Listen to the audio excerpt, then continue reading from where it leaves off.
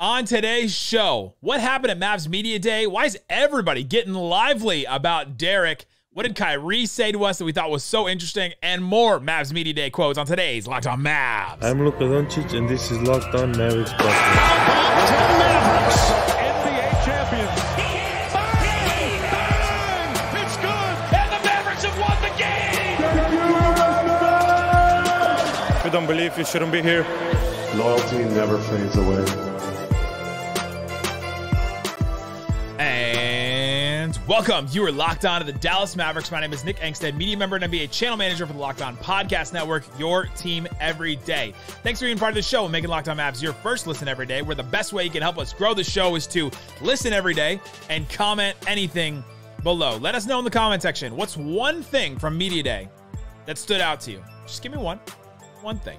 Today's episode is brought to you by Game Time. Download the Game Time app, create an account, use the code LOCKEDONNBA for $20 off your first purchase. And joining me, as always, my co-host, writer, contributor at Mavs.com, Studio 41, the Kentucky kid, the One More Thing King. What you got for me, Isaac Harris? Man, this is our first pod together since we did Media Day. And I just want to say thank you right off the top. This is the third year in a row we've gotten to sit down with players, and players have gotten to come to us and have stations and talk with us for a bit. And you guys have shared the crap out of these episodes and these interviews.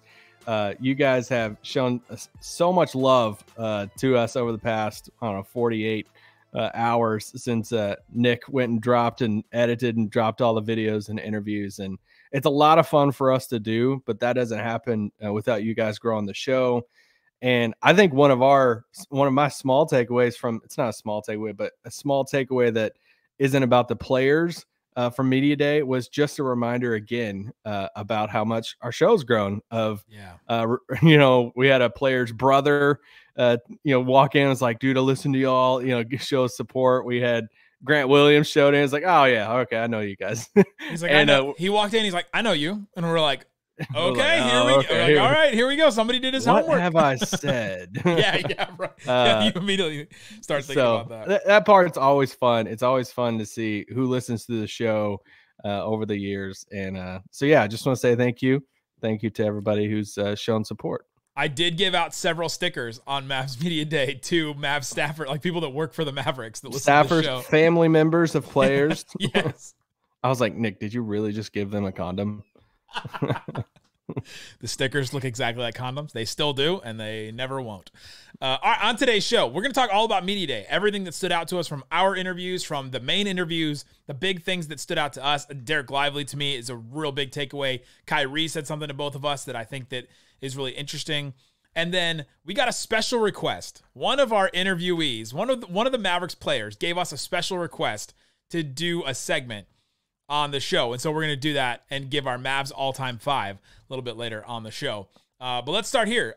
To me, I think the big takeaway from Media Day was Dereck Lively. Just the energy around him, the way that he came off in our interview, especially like your quote to him that Dwight should start when we were having fun with him. Like, he just felt so comfortable. He just felt like he should be there. Like it just felt like he was in a spot. Like, felt like he had been a Mavericks player for 3 or 4 or 5 years. And the way people were talking about him, the way other players were talking about him, he just seems really ready for this moment and ready to try, like ready to go out there and start, ready to like take on what he's going to have to take on. Like you could have told me he was like 25, 26, 27 years old. And he's 19 years old coming into his first year in the NBA. Yeah. First off, I do want to say, apologize for my video.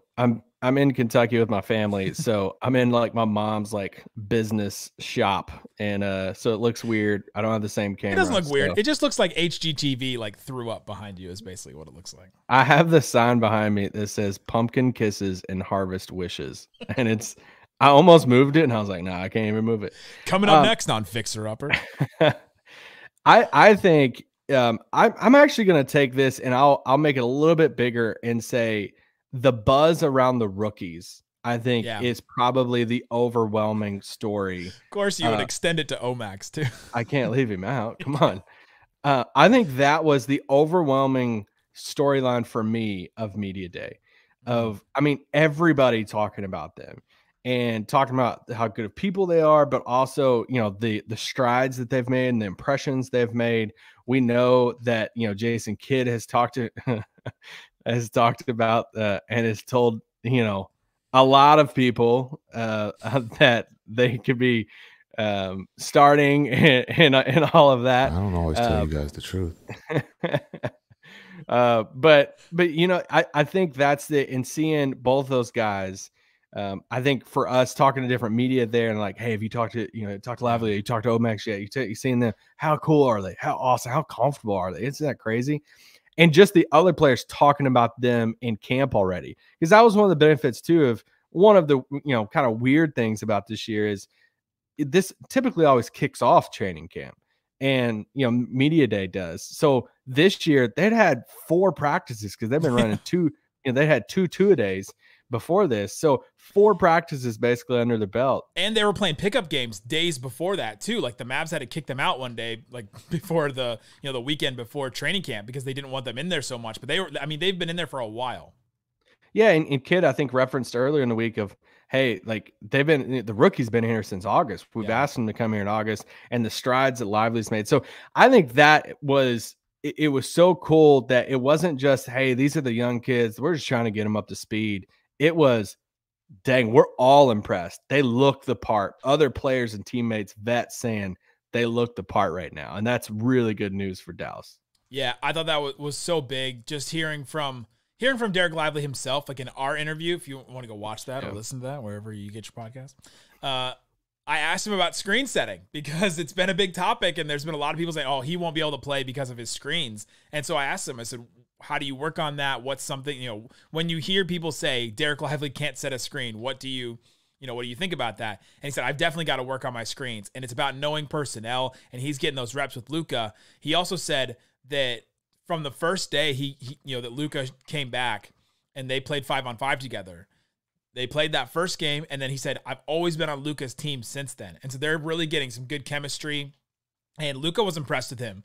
Luka didn't talk at media day, but he talked at training camp a couple days before, and he had that quote about, Dereck Lively is great, and he follows really well. And that's super important when it comes to setting screens, is following what Luka's going to do, setting the screen, and then being able to either roll or move out of his way if he's going to do the snake dribble thing where he's going to like weave in and out, or you've got to be able to follow what Luka's going to do. And it seems like Dereck Lively is already catching on to that, which is huge. Like that's really what put Dwight ahead of so many other centers for years, that he could just follow and know exactly where to be on a screen and how to set it, and then go, explode straight to the rim. I heard bouncy a couple times about Dereck Lively, that he's just, jumps out of the gym. And so to have a guy like this, especially a player that's supposed to be really good defensively, he was like ACC Defensive Player of the Year, or like, the all defensive team or something like that.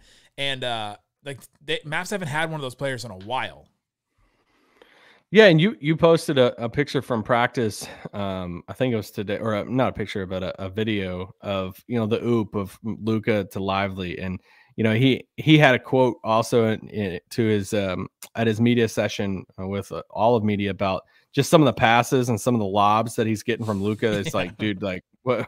I mean, and that's the it's kind of hard to like peg the expectations for him, but he's a lottery pick, right? I mean, like. Yeah. Dallas is prepared to take him at 10. They basically, they took him at 12. He's a lottery pick. And for Dallas to take a 7-footer in the lottery, and knowing that, hey, the goal and the plan is for this guy to be your starting center probably in the future. But this is why, like, we've been on this pod, and it's like, dude, just go ahead and start the guy. If this is your center rotation, it's Dwight, Richaun Holmes, and Dereck Lively. Go ahead and start your lottery pick. Like, if he fouls, you throw Dwight in there after that, or Richaun Holmes. And and I think a small thing too was him saying that he's consistently at 240 right now, weight-wise. I mean, you look at just 2 years ago, the first thing we talked to him about when he sat down with us, I would reference him in high school, and we were talking about him shooting, because you look at a lot of his stuff in high school, he shot the ball a ton in high school. Outside the paint, and some threes and stuff, a little bit more fluid shot. Duke was a different type of role. And you look at some of those high school footages, and you're like, dang, that kid is skinny. I want to say like looking at him a little bit in summer league, I was like, dang, he kind of looks a little bit more skinnier out there. He gained weight at Duke, But man, he said he's at 240 now, and you can actually see it when he's still going to look probably a little lanky out there because of how tall he is, but that's huge for him, because I remember in his draft profile stuff watching, he didn't have good post defensive numbers. And I remember watching over and over again on Synergy, all right, why are these post defense numbers not good? Why is he just getting bully balled kind of underneath the goal? And you can kind of see that. And that's where his weight and him gaining a little bit more weight, a little bit more muscle is going to help him in the league. Absolutely. We're high on Dereck Lively. We're high on Omax. I'm excited to see both of those guys. The Mavericks are really high on them. Coming up, what did Kyrie say to us that really stood out? It's the reason why I think he loves being in Dallas right now. And more Media Days quotes coming up.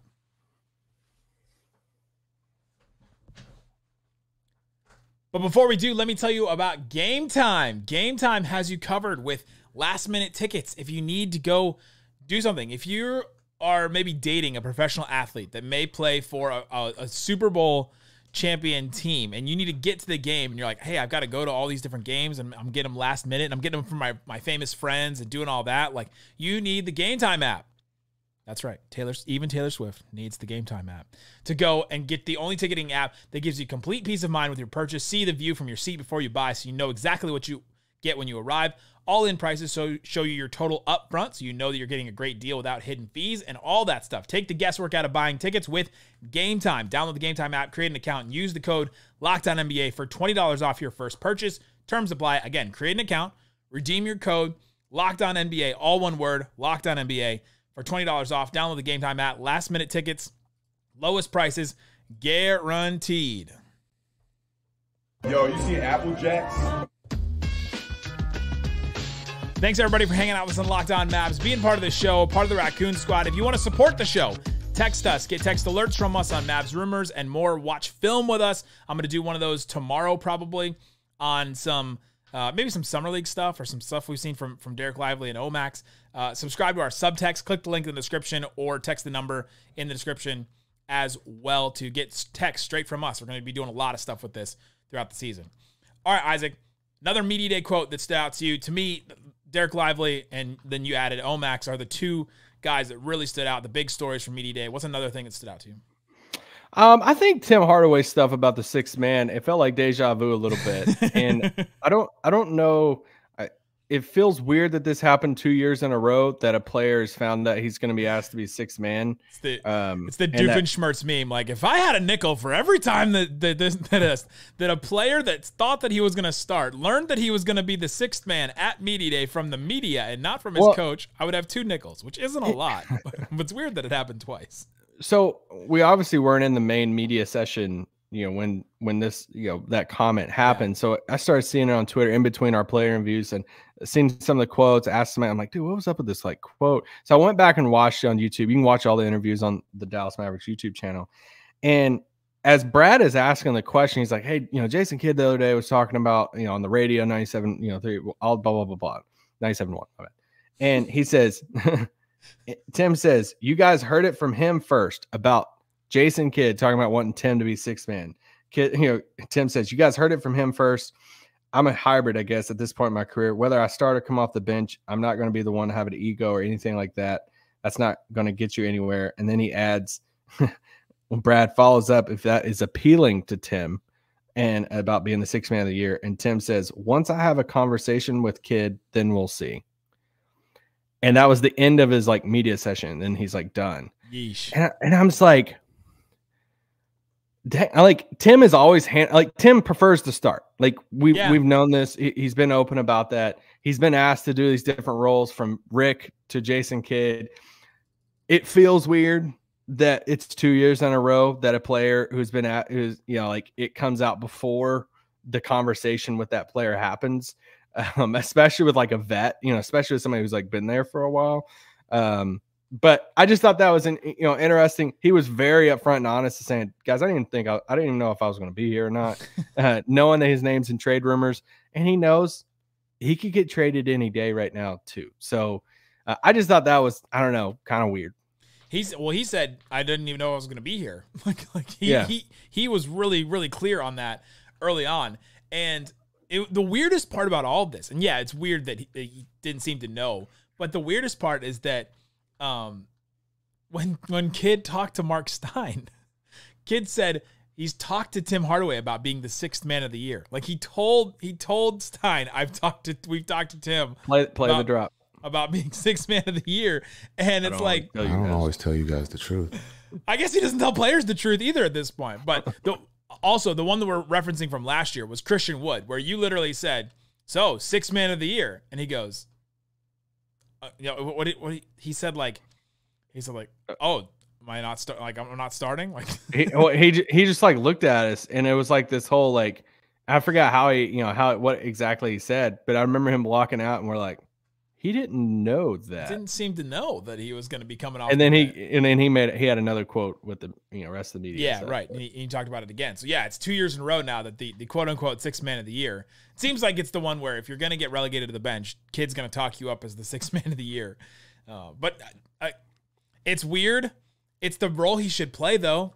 Like I'm not mad at Kid. Well, yeah, I mean he's definitely. He can't start with Luka and Kyrie because defensively it's just not good enough. Like we've just seen that. So anyway, yeah, Tim also said one other thing that I'll go to here. He was asked about what the Mavs can do defensively this year to be better than last year, and he said defensively we did fine. It was just ending the possession. You know what that means? What? Say it. Say the thing. No, say it. You go for it. No, say the thing. I'll finish it. Say the thing. What does it mean? Ending the possession. Do you want to go ahead and talk about Markieff Morris's quote? Because I wrote it down. Ending the possession. Rebounds matter.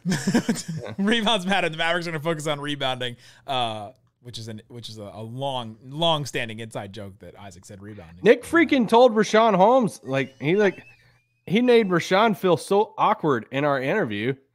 Nick just looks at him, he's like, yeah, Isaac, rebounds matter. And Rashawn's just like looking at us like, what the crap's this? We were like, you said, why should I start? And you said, why should he start? And then you asked him like, what things have you been working on? What things? And he said the coaches have told me about rebounding. I was like, yeah, that's right. Cause rebounds matter. I said it right to Isaac. Rashawn Holmes is he's really confused. And then towards the end of it, I explained that Isaac doesn't think rebounds matter. So shut up. Yeah, I do. Let me go ahead and get one out of the way real quick. Markieff Morris said in our interview when asking, I liked asking him, a vet on the team, like what went wrong last year. Yeah. And he says when he came over in the Kyrie trade, he said, I didn't feel like a belief that we could win it. The way we played, he was talking about the players. Wasn't a belief with the players we could do something special. A lot of guys didn't know or accept the roles that were given. There you go. Yes. That's what Jason Kidd has been saying, and people have been like, oh, well, why is he just throwing Christian Wood and JaVale McGee under the bus and saying that about Jason Kidd? But here's a player coming and saying that the players didn't really have a belief and didn't really believe in their roles and believe in what this team was doing. You could see it. I mean, it's very obvious that this team didn't believe. Like you could tell. And it's a reminder once again that sometimes from our angle from the outside, we don't know the whole story, because I remember laughing last year that Markieff Morris had a tweet during the season and was like, make it make sense. And so many people ran with that are like, dude, this is about them not playing Christian Wood. And here we have Markieff Morris saying right here, like, hey, guys didn't accept their roles last year. Yeah. It's like, yeah, sometimes we just got to wait for more information. And hear from the players themselves, because, I mean, are you going to tell Markieff that no? Like, no, everyone knew their role, and everybody's fine with their role. Yeah, he could be talking about somebody else. Maybe it's not about Christian Wood. He didn't say Christian Wood's name, but could have been about Frank Ntilikina. Markieff also answered the question about his tweet where he was like, unfinished business, we'll be back. And he was. He ended up being back, one of the last guys to sign, but he ended up being back with the Mavericks. So he meant it, and he wants to show that he can play. And we'll see. I don't see him getting a ton of time, but we'll see what happens with that. Coming up, got some more Media Day quotes, stats. We haven't said what Kyrie said to us, and so we'll say that. And then I've got one more thing, and then we'll get into, by special request from Grant Williams, the Mavericks all-time starting five. Coming up. My first shot, my first make. Thanks everybody for hanging out with us on Locked On Mavs, being part of the show. On tomorrow's show, we will talk about Time Lord, Robert Williams, Malcolm Brogdon. Should the Mavericks trade for those two guys? And we didn't get Omax at Media Day, but I did sit down with Omax for 5 minutes after practice the other day and got an exclusive with him and asked pretty much all the questions we asked at Media Day. So I got a pseudo Media Day interview with Omax the next day. So we'll play that on tomorrow's show. So come back tomorrow. All right, Kyrie Irving. We got to sit down with Kyrie. It was great. To me, it was awesome. He came off as just so normal, down to earth, settled. It felt I could have talked to him for 2 hours. Felt like he was at peace. He started joking with us towards the end, which I was a little nervous about. Like, is he going to get our vibe, or is he just going to think we're, two idiots in the media? And so if you think it's a Kyrie versus the media thing, he didn't have it. He didn't have it with us, so he wasn't combative or anything. I'm not gonna lie. I got scared when we asked at the very end of every interview. We're like, "Hey, let's turn the tables. Like, what do you got a question for us?" He's like, "Yeah, I got one." I'm like, "Oh crap." Yeah, he was ready like, with it. Oh no. But no, it was just what MFFL is. Yeah, he said, "How can people be MFFLs all around the world?" And I was like, "Oh, well, we can answer that one. We've got listeners all around the world." So. Yeah, but Kyrie though, the thing that stood out from him, and he didn't talk on actual media day either. He spoke at training camp the day before that, and he talked about how he wished he had been drafted with the Mavericks, how their organization wraps their arms around him, and how he felt so comfortable here, and he just felt like basically he was at home here.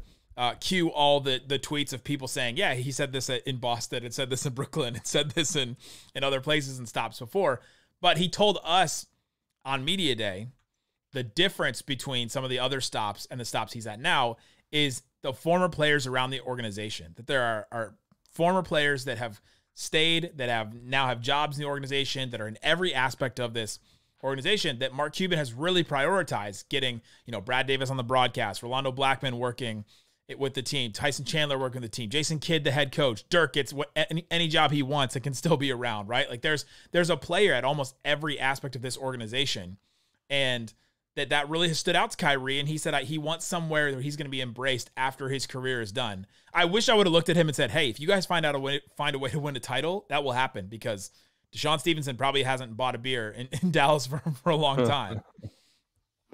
Yeah, man, I thought this was really cool because this has been an emphasis for Mark and the Mavs for a while. They really value like the Mavericks family and people sticking around and having. I mean, we see guys all even down to the court, right? Like they ditched some of the like court stuff. I don't know if that's like public or what, but anyway, like there's.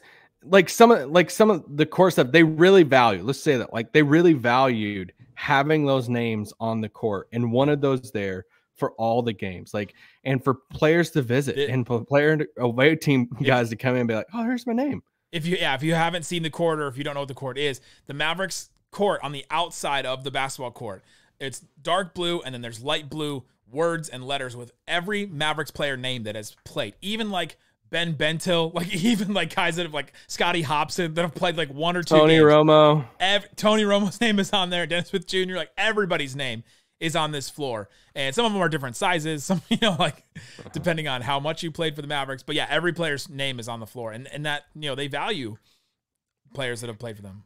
Yeah, it's like Sean Marion's around the team. Like, I mean, you can go, players show up to practices and different stuff all through the years. And so to hear Kyrie talk about it, and it's not just, hey, if you're a vet, then you're like part of this family, but how much like players who've played are playing an integral role in the organization, like right now, and him talking about, and he even, did the caveat of like, hey, no offense to anybody that hasn't played.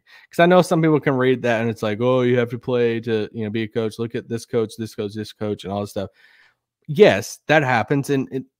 But to some players that matters a lot to be able to have, he was talking about just when times get tough or the playoffs or end of season stuff, and to go and you have a Tyson and you have a Jason Kidd as your head coach, who's been there and done that at all the levels, and from front office down to the coaching staff to around the team, and just have all this experience and stuff, and to see how much that means to Kyrie. I think it's really smart on Mark's part, but it's also like really, you got to find the balance too. Cause just because you put on a Mavericks jersey doesn't mean you're the head coach, but it's like, if maybe that's the tiebreaker on some of these things, or like how to keep players, around the team. I don't know, but I thought it was a really cool quote from Kyrie. Michael Finley in the front office. Jared Dudley, not a former Maverick, but a former player on the coaching staff as well. And then I saw Devin Harris at training camp the day before media day or the day after media day as well. So, I mean, just former Mavericks and NBA players all over the place. That was a value for Kyrie. And yeah, I think that stood out to me a lot.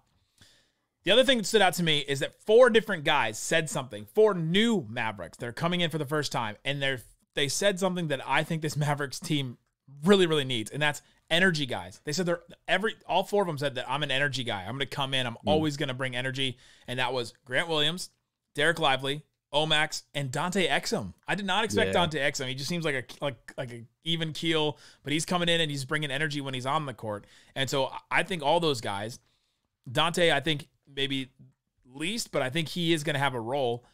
All those guys. He's going to bring the energy defensively, but also when Dante gets those rebounds and takes it coast to coast, he's the one that's going to like pick up the pace whenever like Luka's off the floor, that you could throw him in there with a Kyrie and stuff. If Kyrie's wanting to run, Dante Exum's going to want to run too.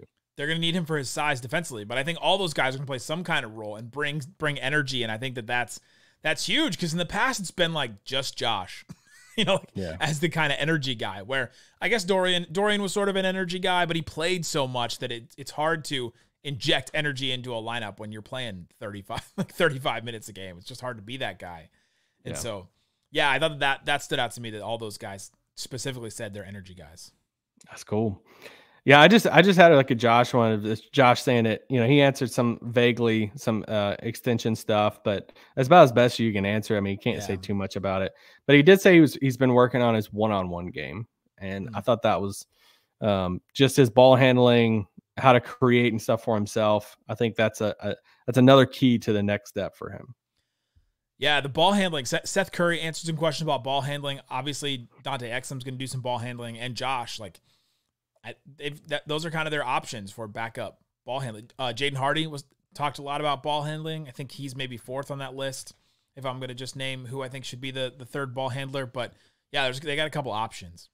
Yeah. All right, by special request, Grant Williams, in our interview, we asked every player, what's a question you have for us, or what's a question you have for Mavs media in general? And he said, name your Mavs all-time 5, but do it on the next podcast so I can listen to it. So Grant, if you've made it this far, congratulations. You're part of the Raccoon Squad. We appreciate you. I did one by talent and one by function. How did you do yours? I just did by the instructions from Grant. But like, how did you do it? Did you just pick the 5 most talented, like the 5 best players, or did you pick like an all-time? Oh, I mean, I 5 built that a could starting. play? Yeah, well, yeah. I mean, I did a starting 5 of. All right, this would be my starting 5 that I would put up against anybody else, and I think you have to do. It's when they were with the Mavs, like correct. Yep. You can't do it, Vince Carter or whatever. You would do Vince Carter. All right, our all-time starting 5 Mavericks team that is functional, a functional team. Yep. To me, Luka and Dirk are on any team that you put together. Yeah, I mean, those are locks. You got to start with those 2. And then I think a third player is a lock, but anyway. Tyson Chandler to me is a lock, the best center. Wow. How are you putting together a functional team, unless it's Roy Tarpley, like you're betting on? I put on, Roy Tarpley, yeah. Unless you're betting on some of that. So I think but I don't think it's like far-fetched to have Tyson. I'll definitely lean Tarpley, yeah. There have only been 3 seasons where a player from the Mavericks has made an all-defensive team. Can you name them? No, I can't. Tyson Chandler made 1. Okay. And then my other pick for the functional Mavs all-time starting 5, Derek Harper from the broadcast. He made 2, and I'm putting him on there because he can shoot and he can defend. And if you got Luka and Dirk in a starting lineup, you need some defense. So I put Derek Harper. I did too. I have Derek Harper in the backcourt with Luka. And then I have Dirk and Roy Tarpley in the front court. So then it comes down to who's that other wing spot. I went with Michael Finley. I went back and forth. On this, and I ended up going confidence, baby, confidence. I went with Rolando Blackman because he is tied for the second most All-Star appearances for the Mavericks. He's got 4. Luka's got 4. probably going to pass that in his career. But yeah, I went with Rolando Blackman. You get shooting, you get size. Like, yeah. Yeah. It was a coin flip for me of him and Finn, but yeah, that ultimately went with Finn. I feel, yeah.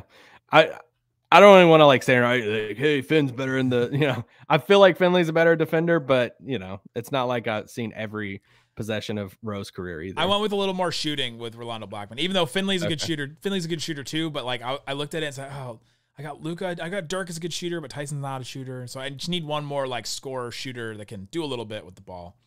Yeah. My all-time Mavs 5 talent-wise, I went Dirk, Luka, Rolando Blackman again, and then I went Jason Kidd and Mark Aguirre. Yeah, I mean, if you want to talk about buckets, I mean, if we continue doing the roster, I mean, Mark Aguire's 6th or 7th man on that team there. I think some people were saying, why don't you have Nash or Jason Kidd on there? Either one of you. It's like, all right, well, if we're doing this all-time starting 5 and we want it to be like going up against anybody else, I just got to have a little bit more defense and stuff there. And Jason Kidd's, better defender than Steve Nash, but I think I would prefer Derek Harper's defense. And I think he finished at like 36, 37 career 3-point shooter, but they didn't shoot a lot of threes in Derek Harper's day either. But Jason Kidd didn't play his best days in Dallas, right? Like he won the title in 2011, but he was on the end of his career. And then at the beginning with the 3 J's, like he was at the beginning of his career. So we didn't see the Hall of Famer level Jason Kidd for the Mavericks. And so I would put, like he doesn't have his jersey retired for the Mavericks, but Derek Harper does, right? Like take it from the Mavericks. Brad Davis does. Played a really long time. Dwight Powell probably will. He probably will. And he talked about that in his media thing and about retiring a Maverick, being a Maverick. Listen, if you scoff there, Dwight is top 10 all-time Mavericks games played. So no, yeah, he is. And he's going to continue. I've been tracking this for a while. I mean, he's going to pass a decent amount of people this year too. So there you go. Thanks everybody for hanging out with us on Locked On Mavs. Tomorrow, Robert Williams, Malcolm Brogdon, should the Mavericks trade for him? We'll also do our Omax interview that I had the day after Media Day. Guys, thanks so much for listening to Locked On Mavs. Peace out. Boom.